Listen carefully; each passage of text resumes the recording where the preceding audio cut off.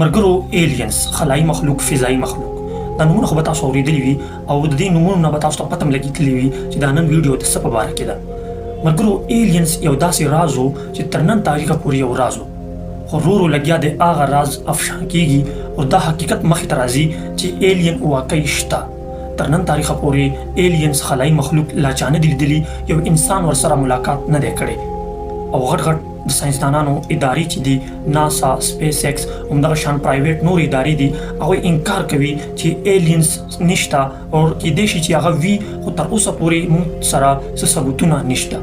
ګورئ ملګرو، دوی چې وایي تر اوسه پورې موږ سره څه ثبوتونه نشته، هم په دغه خبره کې یو ډېر غټ ثبوت پروت دی.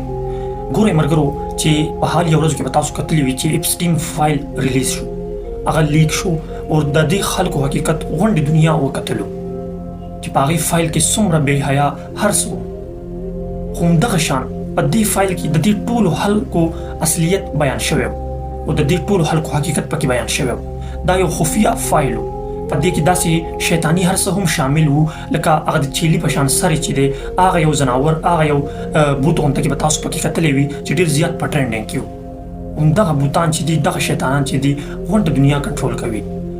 همدغه شان ټرمپ لالا، ټرمپ کاکا اوس دا وایي چې څنګه تاسو اپسټین فایل ریلیز کو، همدغه شان به تاسو اوس د ایلینز فایل هم ریلیز کوئ. خلایي مخلوق والا فایل چې کوم دی، وایي هغه به هم تاسو اوس ریلیز کوئ، هغه به هم تاسو ریلیز مونه کړو، هغه به لیک کوي. دا فایلونه چې کوم دي، دا داسې خفیه کارونه چې کوم دي، دا ریلیز کیږي نه، بلکې دا د یو چا طرف نه کوم خلک چې ډېر پاورفل وي هغوی دا شی لیک کړي.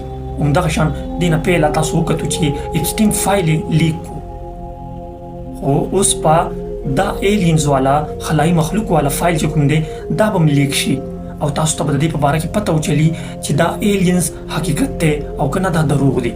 کیدای شي زه دا 100% نه وایم، خو کیدای شي چې د سپیس ایکس یا د ناسا ساینسدانانو د ایلین سره ملاقات کړې وي. دا خبره زه په دې محض باندې کوم چې په امریکا کې یو علاقه ده، یو ایریا ده، ایریا 51 نوم سره یادېږي. هغه علاقې ته، هغه ایریا ته یو انسان ته اجازت نشته چې هغه هلته لاړ شي. که هغه انسان هغه ایریا 51 ته ځي نو هغه به خپل مرګ ته دعوت ورکوي، خپل ځان به یې نه وي خوښ. هغه علاقې ته انسانان نه پرېږدي بغیر د څه فوجي اهلکارو نه او د یو څو کسانو نه. دغه ایریا کې لازما داسې څه شته چې د دغه انسانانو نه پټ کړي دي. بقایا یو فایل خو ریلیز شو، د دغه شیطانیت هر څه پته تاسو ته ولګېده، د دغه خلکو اصلیت تاسو ته معلوم شو، خو اوس یو فایل لا پاتې دی.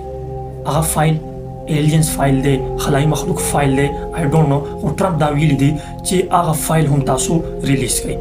ستاسو د ایلینز په اړه څه نظر دی؟ حتما راته په کمنټ سیکشن کې خپل جواب راکړئ او تر څو ماته راکړئ اجازت، د لوی الله په امان.